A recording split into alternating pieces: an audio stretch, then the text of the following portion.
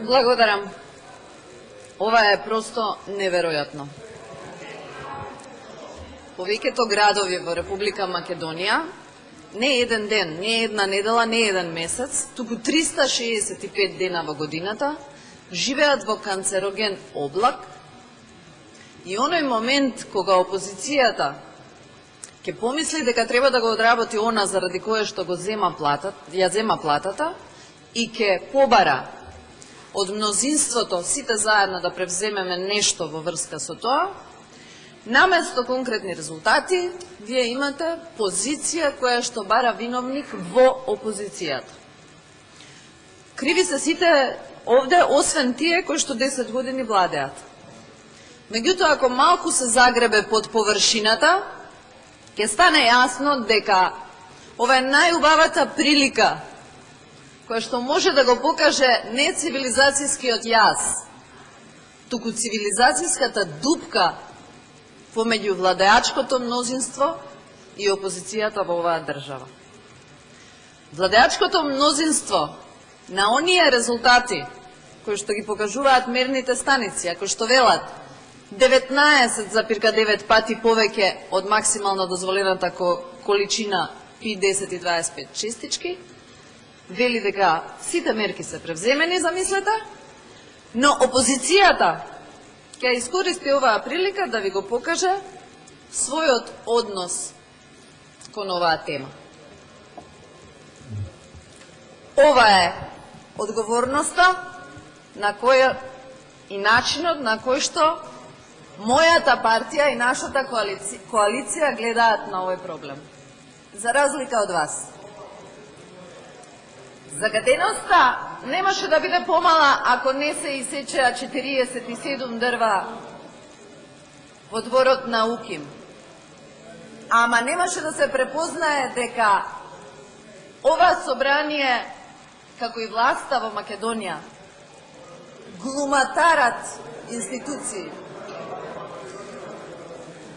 Немаше да биде навистина јасно дека во ова собрание навистина се произведуваат закони и прописи, но во Македонија има власт која што делува над законите. Сите институции, сите закони, сите прописи се обесмислени од страна на ВМРО, ДПМН, ДУИ и сите членови на таа коалиција. Станува нејасно тогаш што е тоа со кое што се занимаваме ние овде. Во чиј интерес работиме? Зашто земаме плата на први? Зашто ја трошиме оваа струја која што ја плаќаат граѓаните овде? За да им речеме дека е во ред да живеат на воздух кој што е 20 пати позагаден од она кое што е пропишено со закон? Не, господа. Тоа што е недозволена количината, значи дека таа е забранета, а тоа што е забранета значи дека е отровна. А тоа што е отровна значи дека е опасна по живот. И ние носиме одговорност во врска со тоа. Ама гестот, наместо превземање мерки и почитување на регулативата, е кукавички, злосторнички чин во 2,5 ноќе, со кој што сигналот кој што се испраќа е дека мнозинството во оваа држава ќе прави тоа што сака и точка. Јас нема да верувам на ниту една превземена мерка на ова мнозинство. Зошто? Заради тоа што ако имаме овде господин премиер, кој што на телефон го слушаме дека порачува шамари, а овде седи и лаже дека не ги порачува шамарите, тоа значи дека може да лаже дека има и филтер на Макстил, тоа значи дека може да лаже дека и клинички центар е префрлен на газ, тоа значи дека може да лаже дека гасификацијата ќе се случи и така натаму. Јас нема да верувам заради тоа што сите политики и мерки што се превземаат по ова прашање се спротивни, обратни од процесите кои што треба да ги живееме.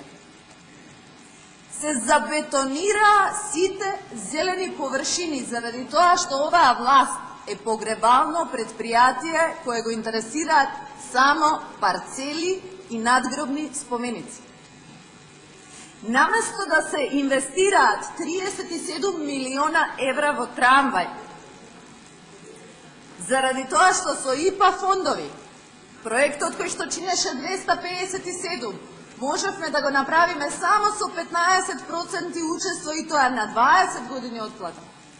Ние решивме да потрошиме 57 милиона за нови автобуси кинески кои што ќе работат на нафта и тоа исплатени веднаш и во кеш. Ова е мнозинство која што ја сотре шумата на водно, ја помести градежната линија.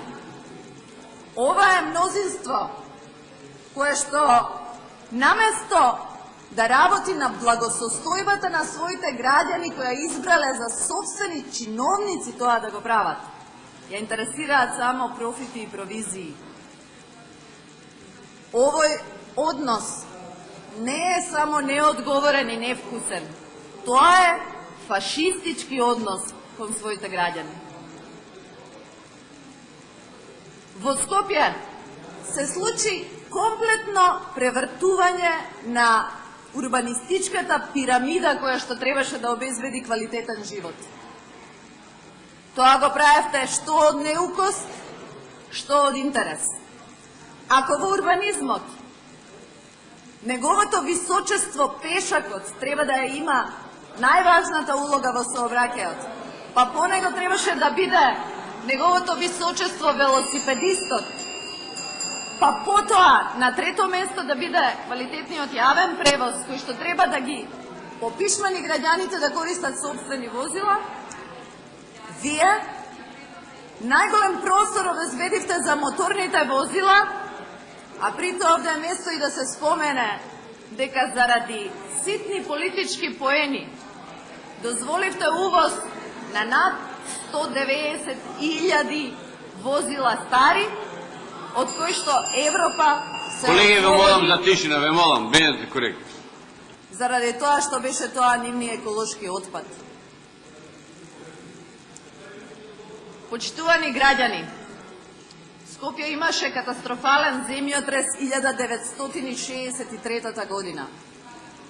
Овој земјотрес однесе 1100 жртви. Оваа власт, според статистиките на Светската здравствена организација и Светската банка, овие политики одземаат 1350 луѓе животи на луѓе годишно. Тоа знаете како изгледа во превод? Оваа власт предизвикува елементарна непогода рамна на еден земјотрес секоја година, и тоа поголемо од оној од 1963 во Скопје. И потоа нема да се иселуваат луѓето, ќе решат да останат да живеат во канцерогениот облак и нема да приговараат на тоа дека вие им велите дека сите мерки се превземени и ќе се согласат и ќе ве пофалат за тоа. Мојата конструктивност сакав да ја покажам не бавајќи се ни една секунда со политики. Предложив 3 амандмани кои што ќе ги подобреа состојбите во оваа сфера. Ни еден не прифатив. Предложив да се одвоја 2 милиони евра за депонија во Тетово. Отфрлено беше. Предложив да се потрошат 2 милиона евра за безбедни зони за пешаци и стази за велосипеди. Се одби и тој амандман. Предложив да се стартува барем проектот трамвај и тоа беше отфрлено. Владата се залага за тоа дека ќе развивала туризам. Кој црн туризам ќе го развиваме во отровно Скопје, во отровна Битола, во отровно Кавадарци, во отровно Тетово. Шарпланина е таму, но треба да се стигне до Шарпланина. Затоа, почитувани граѓани, јас и натаму ќе останам на тоа дека сиот однос кој што е манифестиран по ова прашање покажува само дека ние сите заедно сме жртви на една злосторничка политика од страна на едно злосторничко здружение на кое окото не му трепнува Благодарам, на благодарам, благодарам, амбиенталниот благодарам. воздух во кој што живееме. Благодарам.